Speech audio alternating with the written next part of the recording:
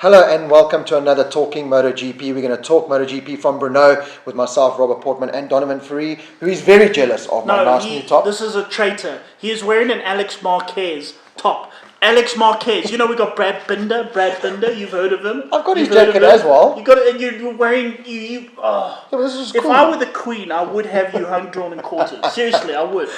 I knew this would get under his skin, so I thought I would flash him. My mom just came back from the UK, and my mom just knows me too well. I'm her favourite child, as you can see, and she bought me a nice top. Don, before we get into the actual Brno race, there's so many bar stories in MotoGP at the moment. I'm going to talk some rumours that have literally just come out this morning. Yeah. Lorenzo's agent was at Brno talking to Pramac Ducati to hopefully put Lorenzo from a factory Honda team where he earns billions onto a Pramac Ducati where he won't earn billions and kick Jack Miller out. No, okay, what happened was somebody saw Lorenzo's manager go into the Ducati, whatever it is, office or... Official Ducati, not even official the Ducati. Yeah. That's all they saw. And from this, Lorenzo's jumping ship and Jack Miller hasn't signed yet because he wants more money. And Jack Miller's getting thrown out. And I personally think, because Miller is stalling on signing, I just think it's maybe a rumour that Ducati have put out to force Miller to maybe sign the contract. That's possible. Yeah, it's possible. Otherwise, what's his name? Jack Miller. Jack Minder. Anyway, Jack Miller on I don't know, you said something about them maybe swapping, where Lorenzo gets on a satellite Ducati, Miller becomes Binder's... No, he becomes Marquez's teammate on the factory Binder Honda. on my mind. Why is that? Because we just sat in his lovely garden. We sat in his garden while he's wearing slippers. It was brilliant. But I mean, it's all false. But do you think that going to Jack Miller saying, listen, don't sign the Pramac deal, go to a factory Honda, do you think that? No, not at all. Stay with Ducati. I think personally, the worst move you can do is to be Marquez's teammate. Well, Lorenzo's proved it. And Pedrosa's proved it. They're building that bike for Marquez. And I mean, good on them. Well done. They're building it. And I can tell you why I know this is because Marquez is getting faster. I mean, you've got Crutchlow and them saying, well, you know, this year's bike is worse than last year's bike. But Marquez is faster. Marquez is winning easily. I mean, he's now, I think he's on his way to breaking the record for the most number of laps led. You know? And he's won at Brno. He's crap at Brno. And the Ducatis were always really good there. And I mean, he just dominated. And, you know, so that just tells me that this year's Honda for Marquez is better. Well, he's making it work. There's no doubt about that. Before we get into any other World Superbike rumours and that, let's just touch on Crutchlow and Nakagami. That's become like quite a little... We were friends, but now we hate each other. No, they asked Crutchlow, do you think Nakagami should be on a factory bike? Okay, because how it works is you've got the two factory Repsol bikes.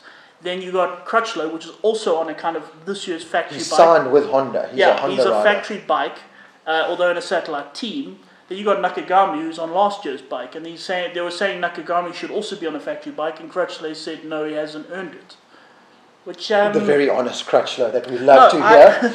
You know what? I love Crutchlow. Okay, you know, people are calling him a wanker. They're like, yo, look at Crutchlow, always moaning, always saying this. But you know why I love him is because he's honest. Yeah. He will tell you exactly what he thinks, exactly what he, feels. The PR agent from LCR. Exactly. There's no PR agent there. I mean, you know what I mean? And I just wish more people would do that. Because, I mean, you call Crutchlow a wanker because all the other riders don't say it. But all the other riders are thinking something similar. They won't say it because there's a PR officer sitting next to them like this. Yeah. If I were what's his name? Caramel Espetada. If I were Caramel Espetada, I would make a rule banning all PR people. I'd have it all thrown out, and the riders have to just wing it on their own. That's what I would do. Well, I mean, one of the biggest scandals or biggest events in MotoGP was, I think it was also maybe Brno, where Rossi punched Biaggi, and it wasn't a punch, and they shook hands. But I mean, brilliant. That just sells MotoGP. I remember, my favourite was when Jack Miller and your flipping buddy, Alex Marquez, they were dicing the Moto3 championship. Yeah. And Aragon, Marquez took out Miller. And it was quite a blatant takeout. It was sort of this is the only way I can win the championship takeout. Yeah, Miller lost the championship. I remember it went down to Valencia. Miller was so good at that. He was by far the best rider there, but he lost the championship by like a small amount. Afterwards, they put a microphone in his face. So, Jack, what do you think? He's like, well, I feel nothing. I mean, the only reason he won the championship is because he took me out. That's all. The honest truth. Yeah, and then of course everybody, ooh, what a bad sport, you bunch of little snowflake clowns. But anyway, 10 minutes later, suddenly Miller's back in front of the camera with the most pained, fake smile you have ever seen in your life. And he's like, sorry about what I said. Alex Marquez is a nice guy. Congratulations to him. He rode really well. And then I'm sure he went back into his pit and went and kicked something. You know, And the very PR hard. agent And the standing PR, behind him with a whip. you know, someone grabbed him and said, no, you can't say that. You get back. No. I agree. I think it should just be what the riders say. Obviously honed in a bit. They can't go and do a Darren Binder and throw all kinds of swear words in the microphone. But I think I think they should do it. Yeah, Make it even there'll be a more guy fun. sitting there with a beep With a machine. beep, but they've got this automatic beep, ones beep, like beep. they did on like Big Brother and that, where they got these automatic beeping machines. So they just pick as up soon the as they pick up the word, you know what I mean? Exactly. I mean, remember World Superbikes in the 90s before PR offices exist. Oh, Fogarty, Slide. Yeah, there was Scott Aaron Russell. Slide calls Fogarty and Wanker, you know. Remember Fogarty Keely and Fogarty Keely, all of them, they're all Essen. wankers, and you're all this and you're all that. It was just, And it was that's just when anything you Superbikes want. was the greatest. It was so good. Fogarty wasn't so much sold on what he did on track. It was more off track. Because Yeah, he was got just, off and he's just like, well, anyway, I'm the greatest rider that ever lived. These guys are all wankers. That guy's a wanker. My bike is crap, but I'm still winning. He was a proper just how it British was. pom, and that's what Lovely. Crutchlow's trying to do. But like you said, they're like honing him in. Yeah, a but bit. nowadays it's sort of, no, you've got to be nice, you've got to smile, and you've got to, no.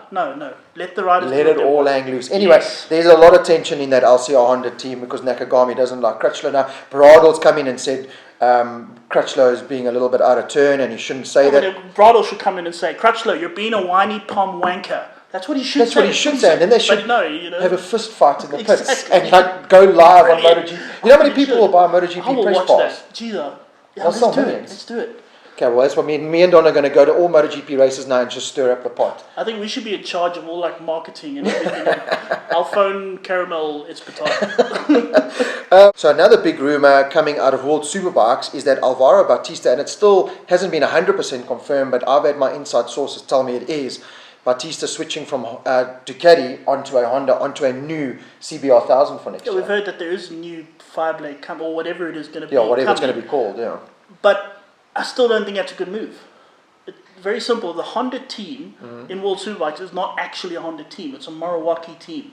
So it's a team that runs the bike with some maybe help from the factory, but it's not a factory bike. It's not actually Yeah, a they factory get sent a road bike in a crate Yes. and have to build it from there. Exactly. Whereas, you know, you see the factory teams, I mean, the two bikes dominating now are Kawasaki and Ducati because they're factory teams. Those bikes are built in a factory from the ground up as race bikes. Never did they have flickers and, you know, all that kind of stuff on. So, yeah, I mean, Bautista, I think, would be making a stupid move to go on Honda. Even if Honda do build the greatest bike ever, I don't think The it's team gonna- have it's got gonna- the yeah, capability I of don't think running it's going to win. But Bautista's move to Honda would mean good news in total for World Superbikes, because did you see the rumour of who's going to replace it? A certain Mr. Tall British tattooed weird guy in the form of Scott Redding. If you thought Crutchlow was bad, Scott Redding. I think Scott Redding would be an awesome addition I'd to love World it. Superbike. He's doing I'd really love well it. in British Superbikes on a V4R. Yeah. And I just think what he's done there is it just, again, fired up the whole British Superbike Championship. And I think World Superbike needs a bit of It Scott needs Redding. it. I mean, they've got sort of very nice, very smiley Ray. They've got really nice, very smiley peroxided hair. Bautista. Chaz Davies is occasionally a bit of fun. He'll use the occasional wanker here and there. But I mean, imagine Scott Redding coming in. You know what I mean? With his metal tunes. Exactly. And, I love it. I mean, his latest, I saw this morning, social media, his latest social media post was a video of him wearing a poncho and a Mexican hat doing a wheelie on a bicycle. Scott Redding for World We need Superbikes. that. Right, so now let's get into the real nitty gritty of MotoGP. And I want to talk to you about VR46 and Rossi. Couple of things. Are the wheels now falling off the whole VR46 Academy? Because going into Brno, 3 riders left. We don't know what happened if Rossi dropped them, if they left. But 3 riders out of the first one was VR46. Belega, who announced himself he's leaving, but he's leaving the VR46, the Sky VR46 team also. He's going to another team. Yes. At Sam the- Lowe's team, yeah. Yeah. And at the same time, Baldassari. Baldassari and another one. Who was the other one? Wasn't Dennis Foggia, was it? Maybe, yeah. But those two were announced by. I mean, why the would you academy. want to leave the VR46 Academy? This is my question. I wonder if it's not a mutual thing. I mean, we don't actually know. No one said anything. And I kind of curse all. I mean, they had all the press conference guys were sitting in a press conference with Rossi in front of them. No one asked him that question. Why not? It's just weird for me. Yeah, I why mean, did that it is the happen? Why? ultimate place to be, is under Rossi's wing. Surely, Yes. or like I said, is the wheels just falling off and these guys said, well, there's not really much of Yeah, a I future think, here. okay, two options. Either, okay, wheels are falling off and they're thinking this isn't the best place for me and they're moving on. Or maybe it's the other way, where the VR46 Academy is like, right, you guys have been here for quite some time. Go on, out of the nest you lot go, and they're bringing in new guys. That could happen too. I Yeah, mean, we that could be. sometime soon be hearing, well, I don't know, they're getting some so-and-so's been hired, so-and-so's behind, who knows? Making room for the next generation. So, very good. I didn't even think about that. Second thing is touching on Rossi. Now, Lynn Jarvis came out and said, a couple of people said Rossi is not the future of Yamaha, and is it over? Is it over? And you kind of think about that, and then Rossi goes and is the first Yamaha across the line at Brno. Okay, well, people, first of all, they mistake the words Rossi is not the future for Rossi is done, which is not the That's same. not the same it's thing. not the Yeah, same yeah, thing. I mean, he's 40 years old. I mean, he's not going to be there. We'd love it to see an 84-year-old Rossi, walking out on a Zimmer frame, climbing on a MotoGP. That would be great. But he is 40, so he isn't. I mean, he just isn't the future. You don't need Lynn Jarvis to tell you that. But at the same time, I mean, everyone said he should retire right now. He's done. He's over. And then He's the first Yamaha. he's the first Yamaha again. But interesting is Vinales and Quartararo. They're both kind of, how do we put it? They need everything to be perfect. They're fast when things work. The moment the wheels go off slightly, they just can't, they just can't do it. Well, that's my other question now, is that Yamaha are saying Vinales, is kind of their future, and Quartararo. I personally don't think Vinales has a MotoGP championship in him as long as Marquez is there. Quartararo may be the same, but they're just not mentally strong enough to take. Who is? I listened to interviews with Vinales, and I mean, I'm sure he's a lovely bloke, but I think he's lucky he had a MotoGP career, because I don't think academically he's. How do I put this politely? I mean, I'm trying to think, because how do you say He didn't make it into high school. His cognitive ability may not be on par with. Anyway, no, but he says stuff like he would. He's not consistent. They interviewed him before the race, before the weekend. They said, okay, on Monday there's going to be a test where they're going to bring the new 2020 Yamaha, and his words were, I don't care about that. I want to win it the next round at Red Bull Ring. I want to win now. I want to win. It's like, no, you're like a million points behind Marquez. You're not going to win this championship. It's done. 2020. You've got to win it next year. And he's like, no, not interested. I mean, that's just the dumbest answer ever. It's just, what exactly are you thinking? So, but it's not the first time I've thought that. And then he comes on now and he says, oh, maybe the last couple of results where I won at Assen comfortably and the podium, maybe that was just good luck, because now we're back to where we were. And like you, I just sit there and I think Vinales. Well, okay, the Yamaha at Assen. Not Assen, where are we now? Brno. Yes, they don't know how to spell a U in Czech Republic. Anyway.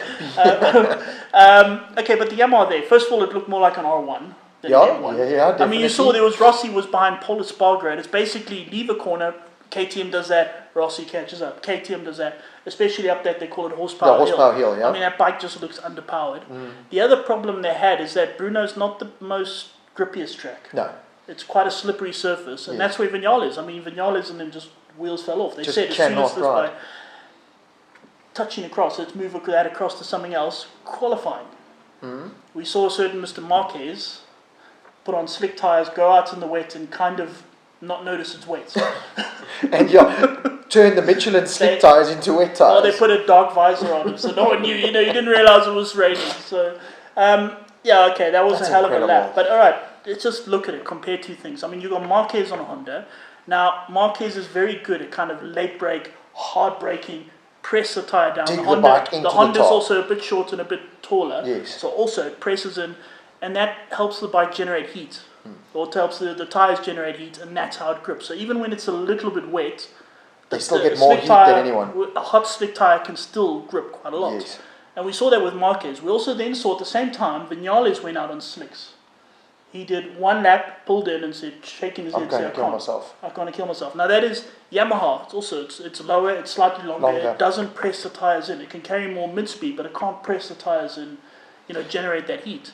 Which is sort of interesting. But it makes sense, because you look at Yamahas on the opening 5 laps. I mean, they're nowhere. They don't exist. And that could be because, especially Vinales, because they just don't generate the same kind of heat as the Ducatis and the Hondas. Yeah. But now, this is where my question comes in now from that qualifying. So Marquez has won this title. Yeah. He doesn't have to risk anything, yet he's the only guy going out in qualifying and risking it all. Well, this is where my question is now. Is there anyone in the current MotoGP, and can you see or forecast in the next 5 years, that is going to challenge a Marquez who, no matter what, risks everything? When in qualifying now, it's time for Dovi, Rossi, Miller, Miller did, but Miller, everyone yeah. else to now risk everything to try and beat Marquez, and they don't. So who is going to beat Marquez in the next 5 years is my question. Yamaha aren't with Vinales, I can tell you that right now. Ducati aren't with Dovi, I can tell you that right now. Dovi's best year was 2 years ago. Dovi is just a good, solid second place finish or podium finisher now. Okay, so where's it going to come from? I'm going to give you an answer. Okay, they got Alex Marquez, your traitor. Anyway, they got Alex Marquez. He's doing well in Moto2, but I mean, he's been there for 400 years. Exactly, it's about time. He's on the best team, the best chassis, and I mean, he is riding well. I don't see him as. I mean, Miller's better than him. I don't think Alex. You saw in Moto3, Miller's better than him. I don't think Alex is. I don't think so. No. So it just kind of means that the crop in Moto2 is not the greatest. This is not me being patriotic or anything like that. I think a rider that can kind of do something if he's on the right package. Binder. 100%. I would. Binder. I think everyone in the paddock sorry, yeah, and Simon Crayfall would agree. Just look at the KTM riders. I mean, it's Bezecchi, Jorge Martin, Lecuono, who is unknown, but he's riding. He's fast. You just look at they are fast riders. Those are damn fast riders. They are properly good riders. And Binder's making them look like miles ahead of them. He's miles ahead of them. And so you look at it like that. Now, Binder next year, as we covered, he's going to take 3 KTM. Now, if either KTM can sort that bike out very quickly, and Paulo Espargaro's performance suggests it can happen, it's getting there. or he gets signed for another team. He could be. And Rins is another one you could maybe throw into the hat of potential contenders to Marquez over the next 5 years. But he's then got to, as good as the Suzuki package is, Joan Mir as well. I've always liked Joan Mir as well, but they're not going to do it on Suzuki. He's potentially replacing the likes of Dovi on Ducati and Alex Rins. Like you said, who wants to go and be Marquez's teammate in their Repsol Honda team? You basically, if you're going to go there, you have to ride exactly like Marquez. And Marquez has got his own special style, his own way he rides. And setting up the bike.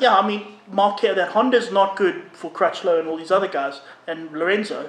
It's good for Marquez. It's built for Marquez. The way he rides, the way he does things. That Honda is the best bike on the circuit, only with Marquez riding it.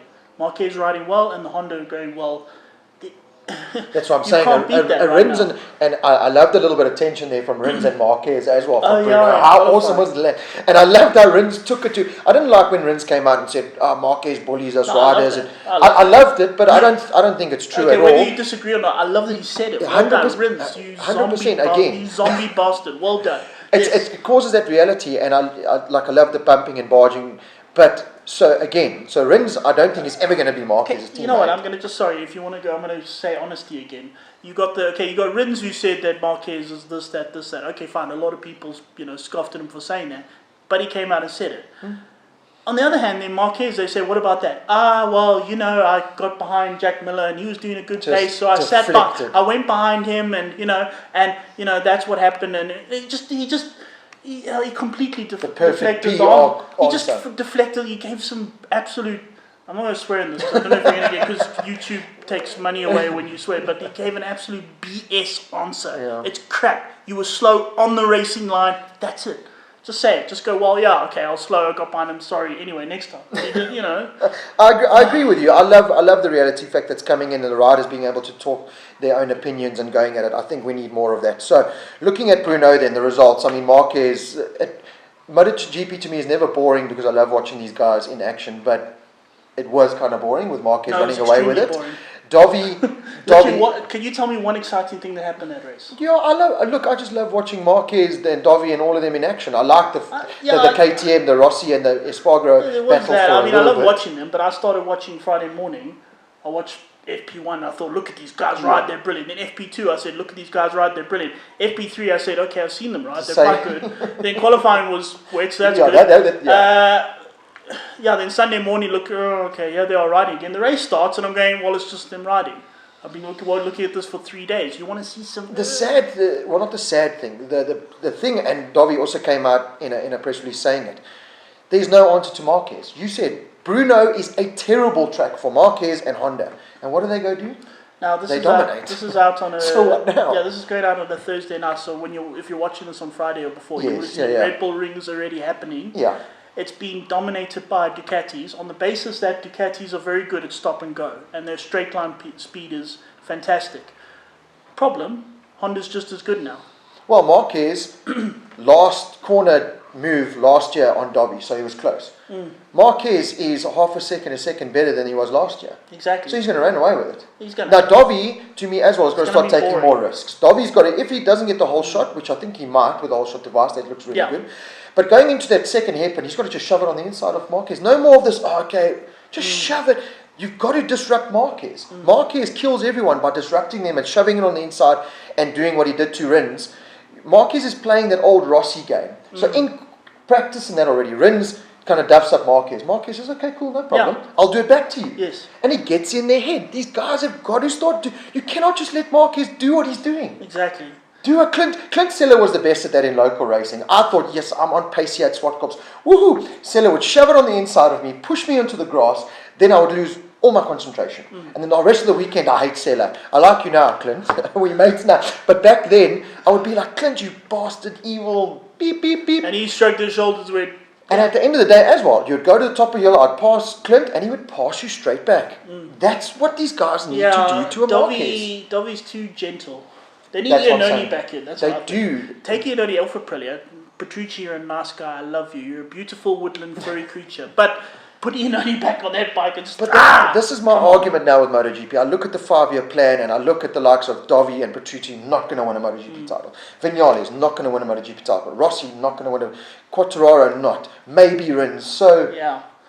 What I say is throw in another rule change. I mean, every time they change like tyres or spec this or spec that, things got interesting. It changed. At the moment, you've got... Everybody's kind of like, well, this is where we are.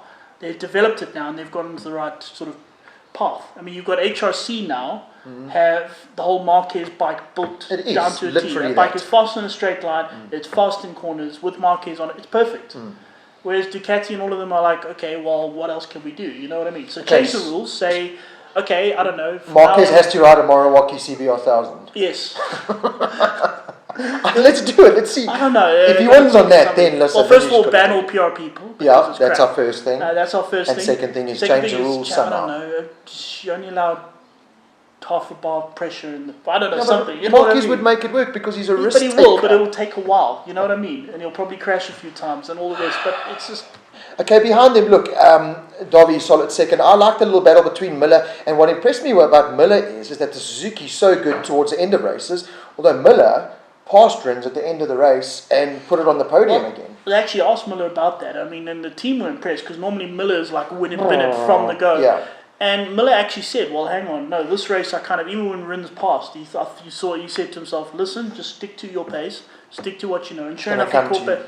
And this is like new for Miller. I mean, this is an epiphany. It took him 23 years of racing to figure this out. But it's that there's a strategy behind racing a motorbike. More to racing than just going really, really quickly. And it's a bit dangerous for everyone else.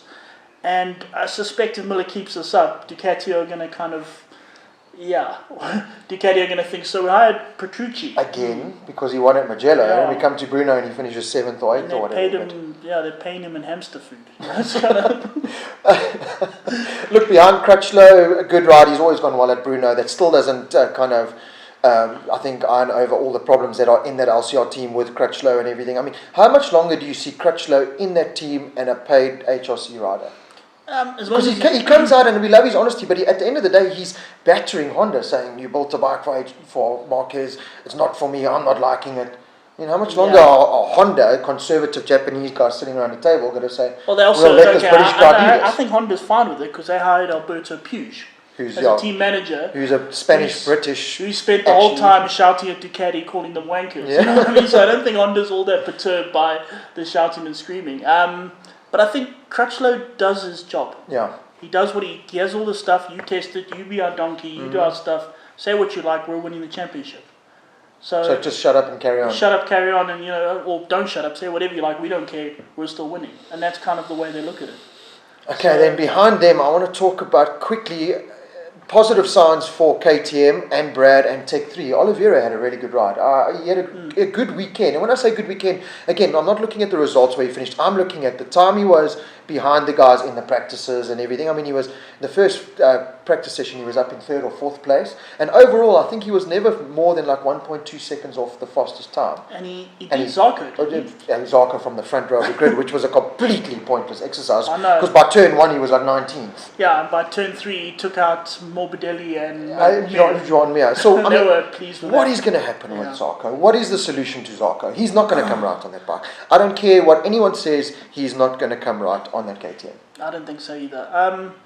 Yeah, it's a World difficult Superbike one, 2021. Yeah, on a Honda. I don't know. No, I have no idea. And where do you put him? I mean, where does he go after this? That's what I'm saying.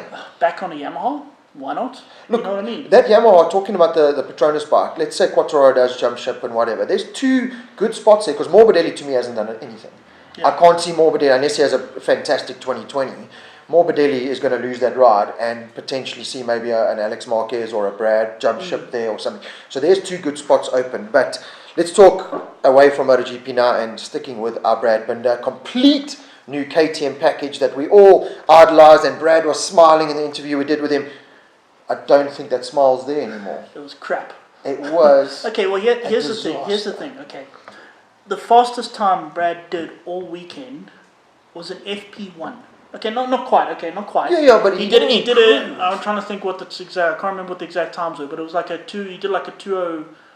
Okay, it's probably not the exact time. He did like a 207.1 or 207.171 in FP1. Now remember, this is a chassis that had never been ridden before. The rules don't permit any testing. So the first time anyone's ever ridden that bike was FP1. When Brad and Jorge Martin left the pit lane. He did whatever the exact time was, a 207.171. FP2, he did a 207.141. FP3, he went slightly slower. Then it rained through qualifying, and the race he went slightly slower. And I remember, what Brad said is that he's very good at kind of getting on a bike and getting the best out of the bike. So he went to what the limit of that bike is, and then said, well, okay, I need more. And it just wasn't anymore.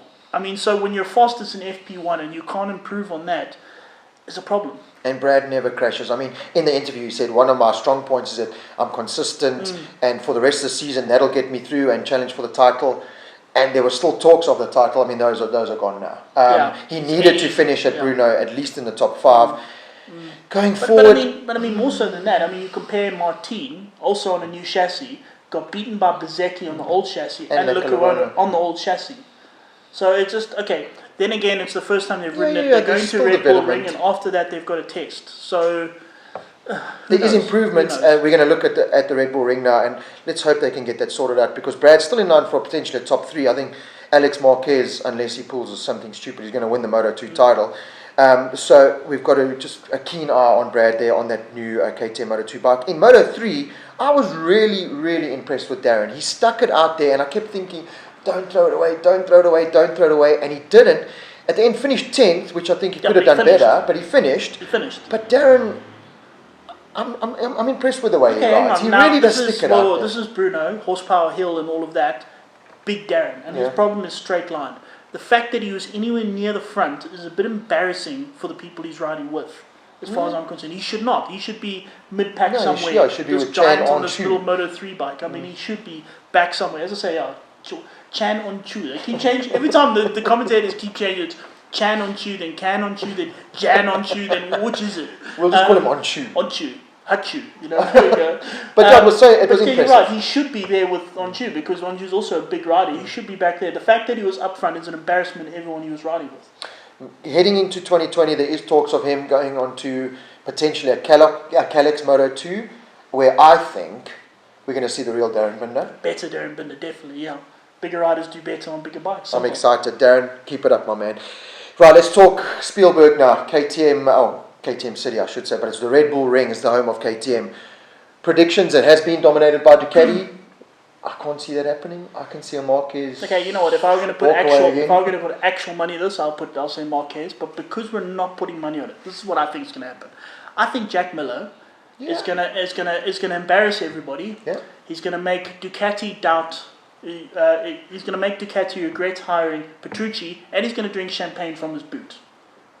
Both boots, or maybe even take his undies off and There drink we it go. out somehow. Like That just is, drench it all over that himself. is what's going to happen. It's not going to happen, but that's what I want to happen. Okay, And then he calls everyone a wanker. on the podium in Yes, front of you're all millions. wankers. Yes. Yamaha, No, they're going to be crap. They're just going to be crap. I love throwing that ball in and No, just it's seeing going to your be crap. reaction. It's just going to be that R1 is just not working, okay? They should write Pata on the side. On a positive note for KTM at the home round, I can see a Spargo potentially doing something. No, it is. That bike's very good at Stop straight line and turn speed. and straight line speed. Exactly. No, he should do pretty well. I hope he does well. It'll be cool. I think it'll be awesome being up there. But realistically, I can see the Marquez show happening again. Dovi's He's going to win. The blatant Donovan free here today. I love it. I mean, unless there's something ridiculous like Koto or something like that. But no, he's going to win. He's got straight line speed. He's got corner speed. He's got absolutely everything. Well, there you have it. The Marquez show. Go. Well, look, enjoy it. I just kind of hope more interesting stuff happens. It's not just Marquez. Marquez always does this. He goes off. He's in front. He holds shots. He kind of keeps everyone there for a while, and then at the end of the race, he just That's does why that. I'm saying. Rossi, Rossi, please go to Bagnaia again and say he has an extra €100,000. Turn to just straight line, and I'm not saying take out and kill Marquez. I'm saying just like mildly injure him. What? What are you saying? I'm saying just gently like just the interesting one. Bagnaia, the curious case of Bagnaia, he is now slower. I read it in practice. He was slower than when he first rode a MotoGP bike at Valencia. Which is, I mean, he climbed on the MotoGP bike for the first time. Bike for the first time, and he's now slower than that. And he's saying that he kept crashing. He's saying he's trying less harder now. He's trying to be more relaxed, trying to be more calm, and he's crashing more. And they can't. He just hasn't been. I mean, I thought he was going to be the rookie that was going to. But there's something gone wrong there. There's just something not working. Look, and he's not on the current 2019 spec. He's on the 2018 spec Ducati Pramac bike. So it's a little bit behind there. But again, not the kind of fireworks we were all expecting. Quartararo leading the rookie charge there. Juan Mir is good if he just doesn't get taken out. This is Bagnaia. I remember him in Moto2 last year. Dominated. He just dominated. He won everything. More to come from them. So that is it from Talking MotoGP, from the Brno and all the little rumours that are going on. I hope you enjoy the Spielberg round. Let's hope that it's not a Marquez runaway. I know all Marquez fans will probably be chucking knives at us for that, but we want a little bit more racing. We love what's happening off track. Marquez can win, just make it an interesting race, please. Bagnaia, shove it on the inside. Or Dovi, shove it on the inside. Just take more risks, guys, please. So until the next time, we'll catch up with you after the Austrian round. Keep well until then and enjoy the race.